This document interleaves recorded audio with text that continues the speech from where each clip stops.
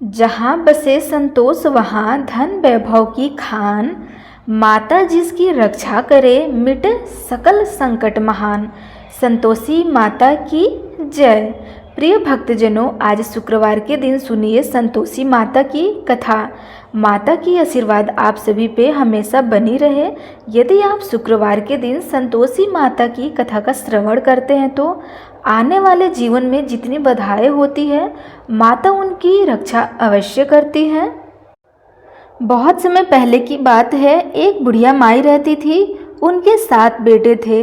6 बेटे कमाने वाले थे और एक बेटा निकम्मा था। बुढ़िया माई 6 पुत्रों का जूठा 7वें को देती थी। 7वां पुत्र एक दिन अपनी पत्नी से बोला, देखो मेरी माता का मुझ पर कितना प्रेम है। उनकी पत्नी बोली, प्रेम क्यों नहीं होगा, सबका जूठा बचा हुआ आपको जो खिलाती है। वह बोला, जब तक आंखों से न देख लूं मान नहीं सकता। पत्नी ने हंसकर कहा, जब आप अपने आंखों से देखोगे तो मान लोगे ना। कुछ दिन बाद एक बड़ा त्योहार आया। घर में 7 प्रकार के भोजन और चूरमा के लड्डू बने थे। वह पत्नी की बात को जांचने के लिए सिर दर्द का बहाना बनाकर पतला कपड़ा सिर पर ओढ़कर रसोई में जाकर के सो गया और कपड़े में से सब देखता रहा। छठों भाई भोजन करने आए। उसने देखा माँ ने उनके लिए सुंदर सुंदर आसन बिछाए, 7 प्रकार की रसोई परोसी और आग्रह कर के उन्हें भोजन कराती रही। वह देखता रहा। 6 भाई भोजन करके उठ गए। तब माँ ने उनकी थालियों में से लड्डुओं के टुकड़ों को उठाया और एक बहुत बड़ा लड्डू बनाया। जूठन साफ कर माँ ने उसे पुकारा, उठ बेटा उठ, तेरे भाइयों ने भोजन कर लिया है, तू भी उठकर भोजन कर ले। उसने कहा, माँ मुझे भोजन नहीं करना, मैं परदेश जा रहा हूँ। माता ने कहा, कल जाना हो तो आज ही जा। वह बोला, हाँ हाँ जा रहा हूँ। यह कहकर वह घर से निकल गया। चलते समय उसे अपनी पत्नी की याद आई। वह गौशाला में कंडे थाप रही थी। वहां जाकर वह बोला, मेरे पास आपको देने के लिए कुछ नहीं है, मेरे पास यह अंगूठी है, सो ले लो और अपनी कोई निशानी मुझे दे दो। उनकी पत्नी बोली, मेरे पास क्या है, यह गोबर भरा हाथ है। यह कहकर पत्नी ने उसकी पीठ पर गोबर के हाथ की थाप मार दी। वह चल दिया। चलते चलते दूर देश में पहुंचा। वहाँ एक साहूकार की दुकान थी। वहाँ जाकर बोला, सेठ जी मुझे नौकरी पर रख लो। साहूकार को नौकर की सख्त ज़रूरत थी। साहूकार ने कहा, काम देखकर तनख्वाह मिलेगी। उसने कहा, सेठ जी जैसा आप ठीक समझो। उसे साहूकार के यहाँ नौकरी मिल गई। वह वहाँ दिन रात काम करने लगा। कुछ दिनों में दुकान का लेन देन, हिसाब किताब, ग्राहकों को माल बेचना, सारा काम करने लगा। साहूकार के 7-8 नौकर थे। वे सब चक्कर खाने लगे, लेकिन उसने अपनी लगन, परिश्रम और ईमानदारी से सभी को पीछे छोड़ दिया। उसे अपने किए का फल मिला। सेठ ने भी उसका काम देखा और 3 महीने में ही उसे मुनाफे में साझीदार बना दिया। परिश्रम करते करते 12 वर्ष में ही वह नगर का नामी सेठ बन गया और सेठ अपना सारा कारोबार उस पर छोड़कर बाहर चला गया। इधर उसकी पत्नी पर क्या बीती वह सुने। सास ससुर उसे दुख देने लगे। गृहस्थी का काम करवाकर उसे लकड़ी लेने जंगल में भेजते थे। इस बीच घर की रोटियों के आटे से जो भूसी निकलती है उसकी रोटी बनाकर रख दी जाती और फूटे नारियल की नरेली में पानी दिया जाता। इस तरह दिन बीतते रहे। एक दिन जब वह जंगल में लकड़ी लेने जा रही थी तब उसे रास्ते में बहुत सी स्त्रियां संतोषी माता का व्रत करते हुए दिखी। वह वहां खड़ी होकर पूछने लगी, बहन यह तुम किस देवता का व्रत कर रही हो और इसके करने से क्या लाभ होता है और क्या फल मिलता है? इस व्रत के करने की क्या विधि है? यदि तुम अपने इस व्रत का विधान मुझे समझा कर कहोगी तो मैं तुम्हारा बड़ा एहसान मानूंगी। उसने से एक स्त्री बोली, सुनो यह संतोषी माता का व्रत है। इसके करने से निर्धनता, दरिद्रता का नाश होता है, लक्ष्मी आती है, मन की चिंताएं दूर होती है, घर में सुख होने से मन को प्रसन्नता और शांति भी मिलती है, निपुति को पुत्र मिलता है, प्रीतम बाहर गया हो तो वह शीघ्र लौट आता है। कुंवारी कन्याओं को मनपसंद वर मिल जाता है, चलता मुकदमा खत्म हो जाता है, कलह कलेश की निवृत्ति हो, सुख शांति होती है, घर में धन जमा हो, धन जायदाद का लाभ होता है तथा और भी मन में जो कुछ कामना हो सब संतोषी माँ की कृपा से पूर्ण हो जाती है, इसमें संदेह नहीं है। वह पूछने लगी, यह व्रत कैसे किया जाता है, यह भी बताओ तो बड़ी कृपा होगी। वह स्त्री कहने लगी, बिना परेशानी श्रद्धा और प्रेम से जितना भी बन सके प्रसाद लेना, 5.25 पैसे से 5.25 आने तक तथा इससे भी ज़्यादा शक्ति और भक्ति के अनुसार गुड़ और चना ले लेना। हर शुक्रवार को निराहार रहकर कथा कहना सुनना, इसके बीच क्रम नहीं टूटना चाहिए। लगातार नियम पालन करना, सुनने वाला कोई न मिले तो घी का दीपक जलाकर उसके आगे जल के पात्र को रख कथा कहना, परंतु नियम ना टूटे। जब तक कार्य सिद्ध न हो नियम पालन करना और कार्य सिद्ध हो जाने पर व्रत का उद्यापन करना। 3 मास में माता पूरा फल प्राप्त करती हैं। यदि किसी के खोटे ग्रह हो तो भी माता 1 वर्ष में अवश्य उन्हें अनुकूल कर देती है। कार्य सिद्ध होने पर ही उद्यापन करना चाहिए, बीच में नहीं। उद्यापन में 2.5 सेर आटे का खाजा तथा इसी अनुसार खीर तथा चने का साग बनाना, 8 बच्चों को भोजन कराना, जहाँ तक मिले देवर जेठ भाई बंधु कुटुंब के लड़के लेना, न मिले तो रिश्तेदारों और पड़ोसियों के लड़के बुला लेना, उन्हें भोजन करा देना। यथाशक्ति दक्षिणा देना, माता का नियम पूरा करना। ध्यान रखना उस दिन घर में कोई खट्टी चीज़ या खटाई ना खाए। यह सुनकर वह वहाँ से चल दी।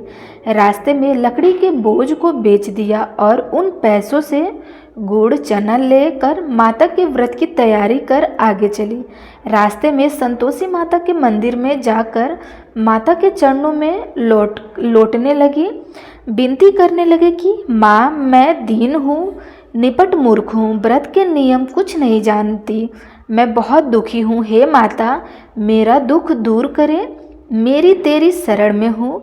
माता को दया आई। एक शुक्रवार बीता कि दूसरे शुक्रवार को ही उसके पति का पत्र आया और तीसरे शुक्रवार को उसका भेजा हुआ पैसा आ पहुंचा। यह देखकर जेठानी मुंह सिकुड़ाने लगी। इतने दिनों बाद इतना पैसा आया, इसमें क्या बड़ाई है।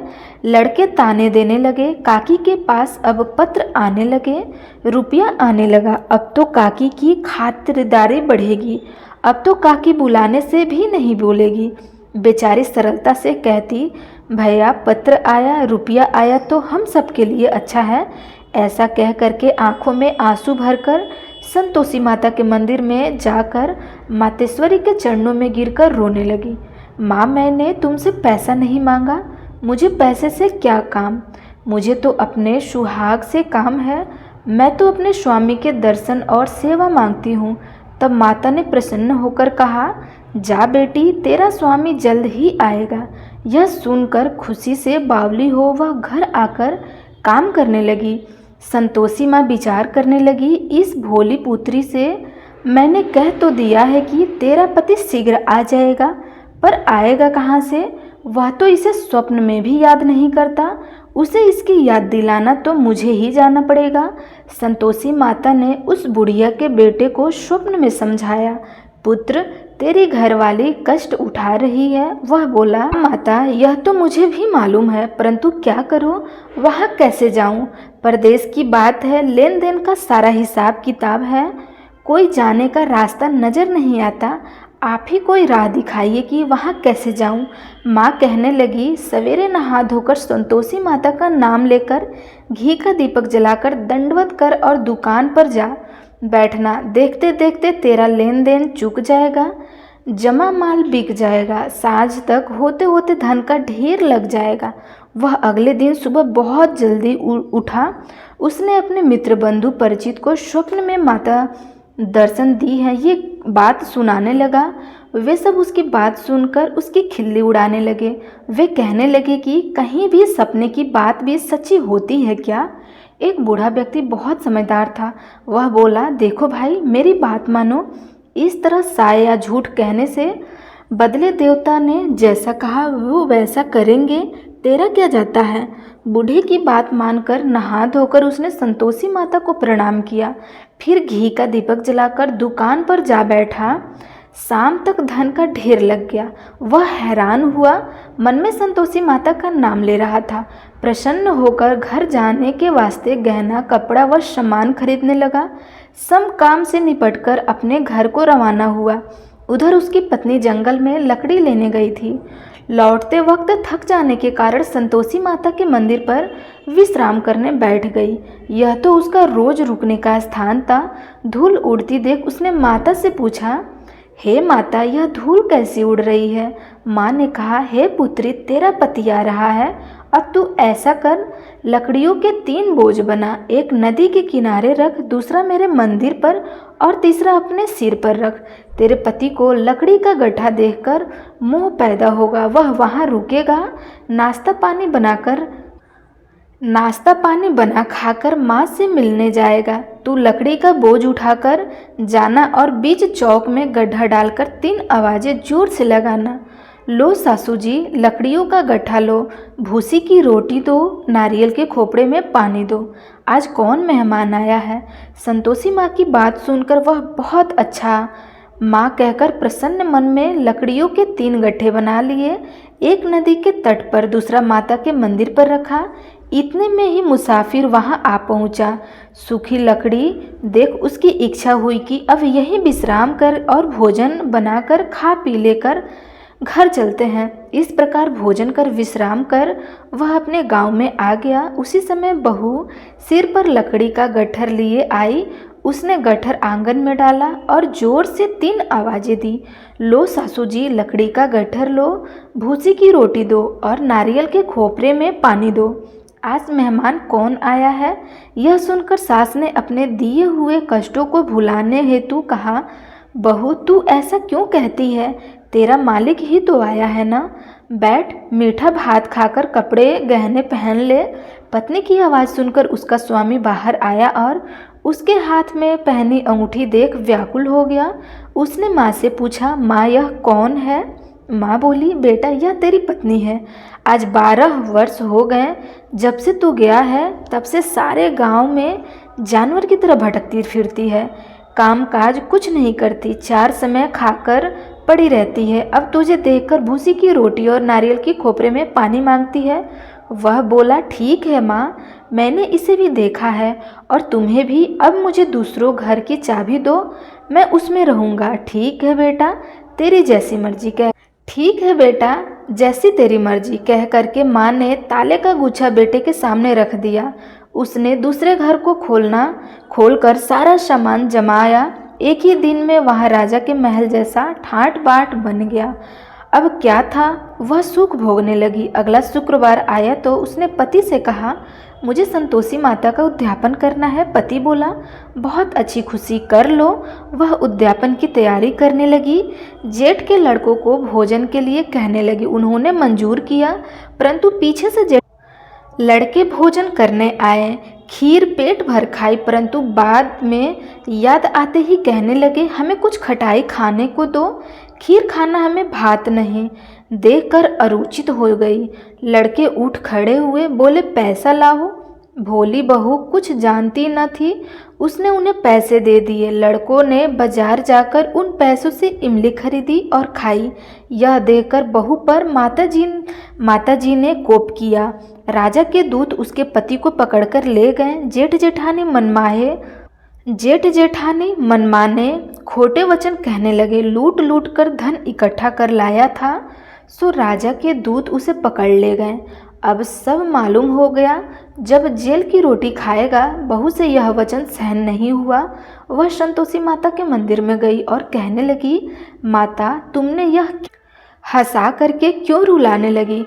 माता बोली, पुत्री, तूने मेरा व्रत भंग कर दिया, इतनी जल्दी सब बातें भूल गई। वह बोली, माता, भूली तो नहीं हूँ, न कुछ अपराध किया है, मुझे तो लड़कों ने भूल में डाल दिया, मुझे क्षमा करो माँ। माँ बोली, ऐसी भूल भी कहीं भूल होती है क्या। बेटी बोली, माँ अब भूल नहीं होगी, अब बताओ मेरे पति कैसे आएंगे। माँ बोली, पुत्री जा, तेरे पति तुझे रास्ते में ही आते मिलेंगे। वह मंदिर से निकलकर बाहर आई तो रास्ते में उसे अपना पति आता हुआ मिला। उसने पूछा, कहाँ गए थे। पति ने बोला, इतना धन जो कमाया है उसका कर राजा ने मांगा था, वह भरने गया था। वह प्रसन्न होकर बोली, भरा हुआ, अब घर चलो। फिर अगला शुक्रवार आया। वह बोली, मुझे माता का उद्यापन करना है। पति ने कहा, ठीक है, करो। वह फिर जेठ के लड़के से भोजन को कहने गई। जेठानी ने लड़कों को सिखा दिया कि तुम पहले ही खटाई मांगना। लड़के भोजन करने बैठे, परंतु भोजन के पहले ही कहने लगे कि हमें खीर पूरी नहीं भाती, जी बिगड़ता है, कुछ खटाई खाने को दो। बहू बोली, खटाई खाने को नहीं मिलेगा, खाना हो तो खाओ वरना चले जाओ।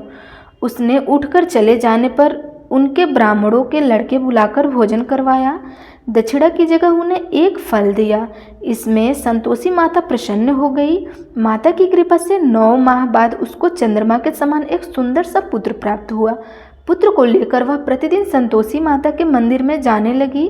माँ ने सोचा कि यह रोज आती है, अब क्यों न मैं ही इसके घर चलूँ, इसका आसरा देखूँ तो सही रहेगा। यह विचार कर माता ने भयानक रूप बनाया। गुड़ और चने से सना मुख, ऊपर से शुंड के समान होठ, उस पर मक्खियाँ भिनभिनाती रही थी। दहलीज पे पैर रखते ही उसकी सास चिल्लाई, देखो रे, कोई चुड़ैल डाकिन चली आ रही है, लड़को इसे भगाओ नहीं तो सबको खा जाएगी। बहू रोशनदान से देख रही थी। वह प्रसन्न हो उठी, आज मेरी माता मेरे घर आई है। यह कहकर दूध पीते बच्चों को गोद से उतार दिया। इस पर उसकी सास क्रोध में भरकर बोली, अरे राण, इसे देखकर कैसे उतावली हुई जो बच्चों को पटक दिया।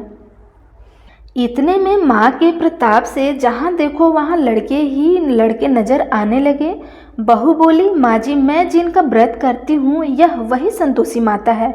इतना कहकर उसने झट से घर के सारे किवाड़ खोल दिए। सबने माता के चरण पकड़ लिया और विनती कहकर करने लगे कि हे माता, हम मूर्ख हैं, अज्ञानी हैं, तुम्हारे व्रत की विधि हम नहीं जानते। तुम्हारा व्रत भंग कर हमने बड़ा अपराध किया है। माता, आप हमारे अपराधों को क्षमा करें। हे माता, आप हमारे अपराधों को क्षमा करो। इस प्रकार बार बार कहने पर संतोषी माता प्रसन्न हुई। इसके बाद उसकी सास कहने लगी, हे संतोषी माता, आपने बहू को जैसा फल दिया वैसे सबको देना। जो यह कथा सुने या पढ़े उनका मनोरथ पूर्ण करना। तो आप सब प्रेम से बोलिए, संतोषी माता की जय।